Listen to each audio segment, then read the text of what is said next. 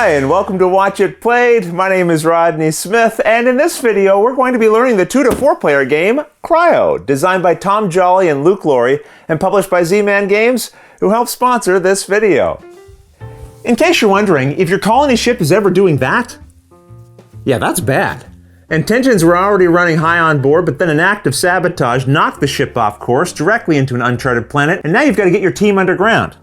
And yes, I do mean your team, and just your team. What happens to these other survivors isn't your problem. They're responsible for all the tension and bickering in the first place, right? Right. So join me at the table, and let's learn how to play. To set up, each person chooses a color and collects the matching platform, drones, crew pods, and player references, along with 4 different material markers and an energy peg. At the top of your platform is a row of docks, and you'll now set your 3 drones into the 3 leftmost spaces of it. These rows at the bottom of your platform will track how much of each type of material you have, and you'll begin with 1 crystal, 1 organic, 1 tech, and 0 nanite, setting their matching tokens on those spaces. Your energy is tracked here, and you begin with 1, which you show by placing this peg there. Now pick a first player randomly and refer to this chart in the rulebook. The second, third, and fourth players in clockwise order from the first player, then each gain extra materials as shown here. In this video, we'll be setting up a game for 2 players, so that means the second player will be getting an extra crystal. Now place the game board in the center of the play area. These areas represent the crashed colony ship that's broken into 4 main sections. And each section also has these stasis chambers numbered from 1 to 3. And on each one of these, you'll add 1 of your crew pods. Except for this section. The chambers here are a little larger, and so you'll add 2 of your pods to each of those. It will look something like this once everyone's done. These are the 3 different types of resource tiles, which you can identify by their backs. And you should turn them all face down and mix them separately. In these 3 sections of the board, you'll find spaces matching the color and shape of the different resource tiles. And on each of these spaces, you'll place a stack of the tiles equal to the number of players in your game. Then you flip over the top tile of each pile so that you can see the symbols that are showing on it. All the other tiles underneath will remain face down. This means it will look something like this once all the spaces have been filled in.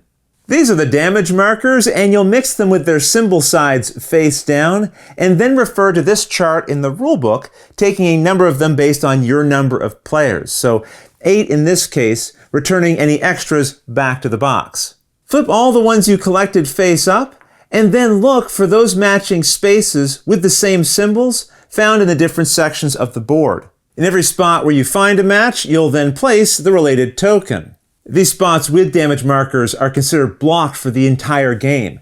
So every time you play, you'll have different combinations of blocked spaces. These are the Cavern tiles, and you'll flip them face down and mix them up, assigning 1 to each of these spaces of the board down here, ignoring any spots labeled for player counts higher than what you have. When you're done, it will look something like this, and then you can return any extras unseen back to the box. Then, no matter how many players you have, you flip over the 2 tiles here on the far left side so that they're face up. These are the incident tokens, which you sort and mix separately based on their backs, and they're known as the early, late, and sunset tokens. Place 4 random early tokens face up onto the spaces for them here at each of the 4 different crash sites. Then on each of the spaces here of what is known as the incident track in the top right-hand corner of the board, you'll place a number of matching tokens equal to your number of players. So that means we'll have 2 tokens on each of these spaces, and under this final stack, you'll also place the sunset token.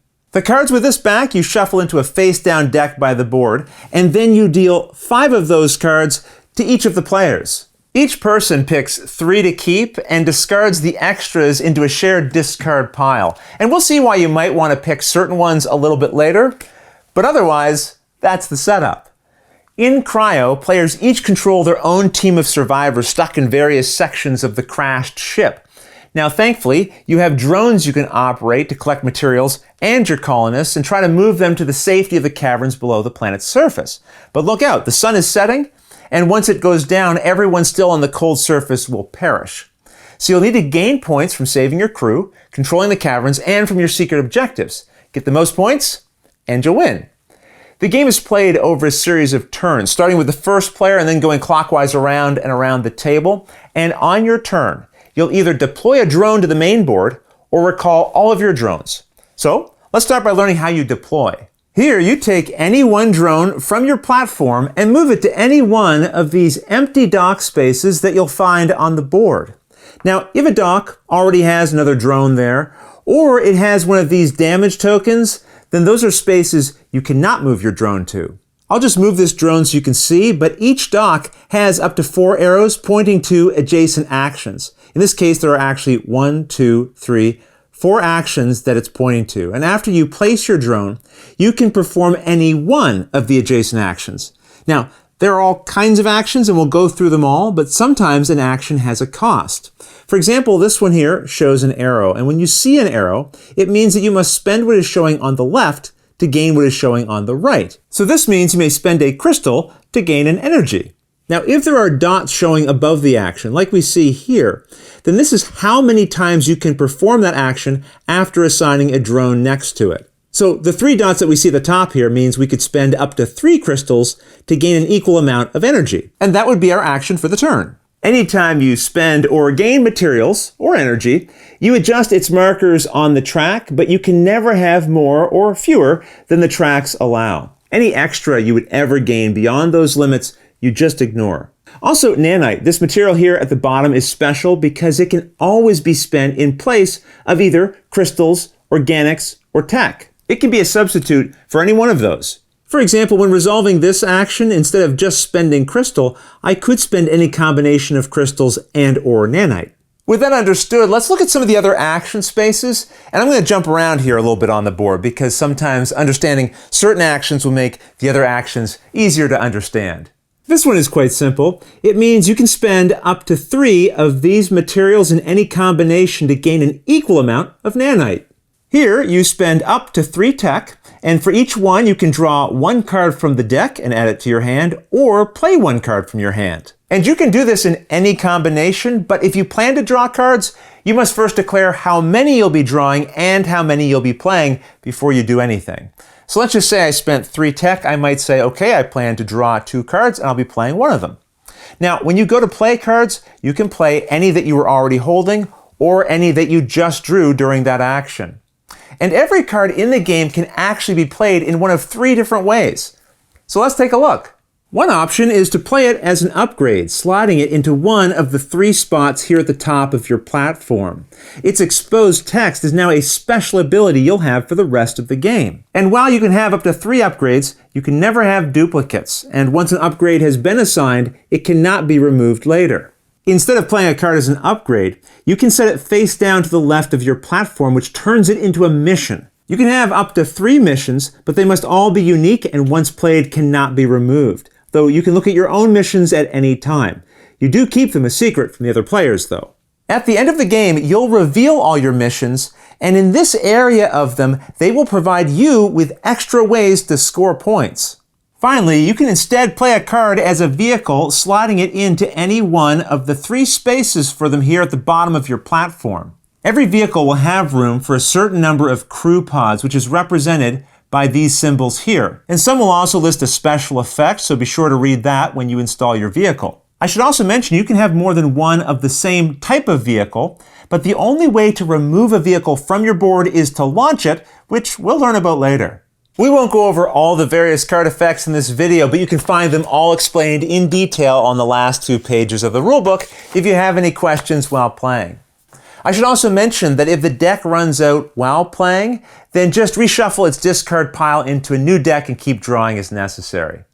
Now though, let's go back to the board and see a few more of these action spaces. Each ship section has action spaces which look like this. And when you activate one of these, you can then spend up to 3 organic material to move an equal number of your crew pods from any stasis chambers in that section over to your platform. Your platform can hold at most 3 crew pods in this area, but at any time during the game, you can move pods freely between here and any vehicles you have respecting the vehicle's limits. So in this case, I could have up to 1, 2, 3, 4, 5, 6 crew pods at once. If I had another vehicle, I can have even more. This is the Assign to Salvage action, which is only available in this wreckage area, and also notice it has only one dot, so you can only perform this action once each time you assign a drone to it.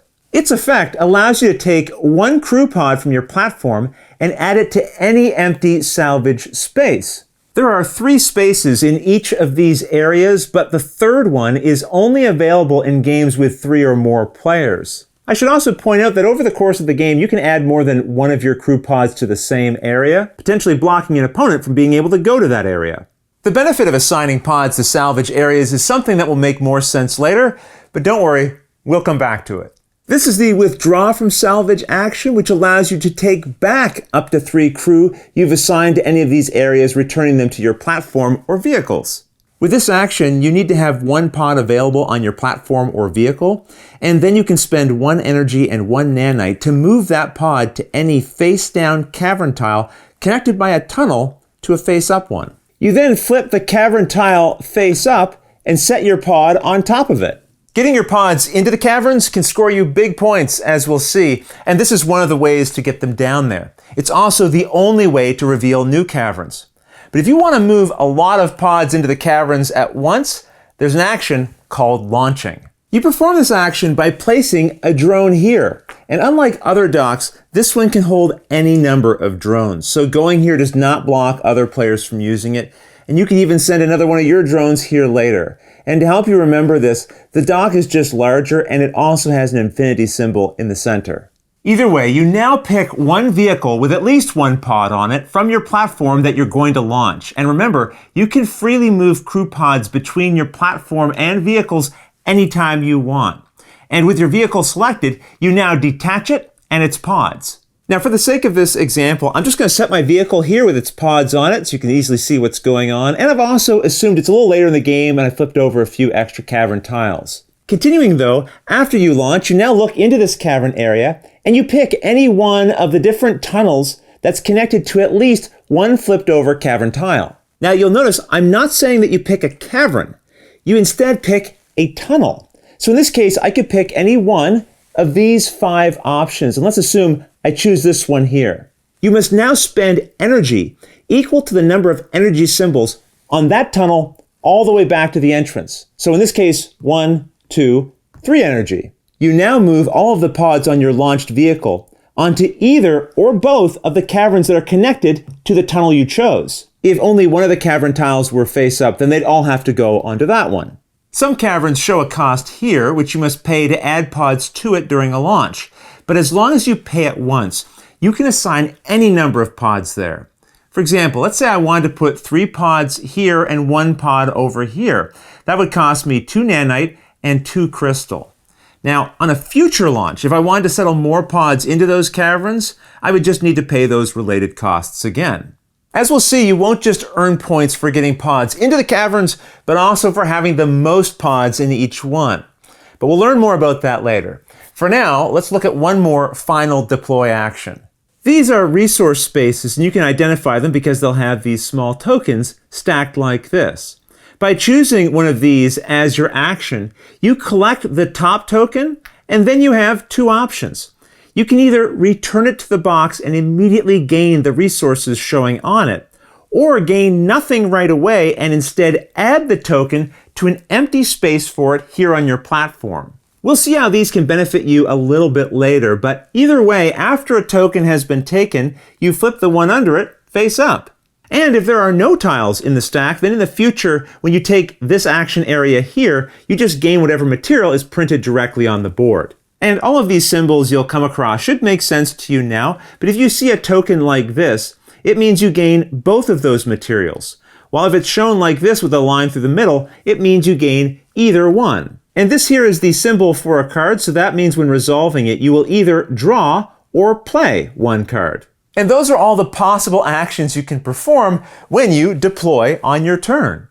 But as long as at least one of your drones has already been deployed, then on your turn, you can instead recall. And if all of your drones are on the board, which is the case here for blue, then you must recall on your turn.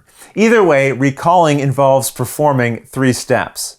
First, check the salvage area, and for each crew pod you have assigned to a space here, you gain one of the related materials.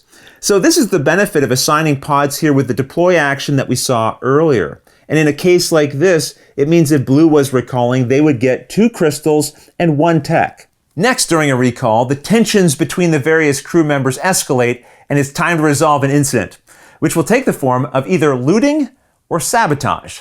First, pick any one section of the crashed ship and resolve the incident token there. If it shows a resource, then immediately gain it, and collect the token and store it beside your platform. If the token instead shows a sabotage symbol, you move it into the lowest numbered stasis chamber there that doesn't already have a sabotage token. Then all crew pods there are destroyed, even your own, and you remove them from the game. So typically you'll want to sabotage a location where you've already removed your crew pods and only your opponent's remains. Now let's say all 3 stasis chambers in an area had already been sabotaged when you pick one of these symbols there to resolve. In that case, you'll just pick any other ship section with a space that can be sabotaged and resolve it there. Whether you looted or sabotaged, after the incident token is resolved, you draw the top one from the leftmost stack on the incident track and place it face up in the spot that you just resolved. As time goes on and more of these tokens are removed and placed out on the board, eventually you'll come to this token. And although it's much bigger, it also goes into an incident space when the time comes to move it. But the catch is that now when someone recalls, they can choose to resolve this token by simply placing it by their platform. That player will finish their turn, and then the game ends. And this represents the sun setting on the planet, which makes it uninhabitably cold, causing everything on the surface to die, which is why you're trying to get all those pods into the caverns in the first place. But let's not get ahead of ourselves. To recap, when you recall, you first recover salvage from any crew pods in that area of the board. Then you resolve an incident token, as we just explained, and then you return your drones. One at a time, you'll take all of the drones back from wherever they are on the board and place them on any open dock space of your platform.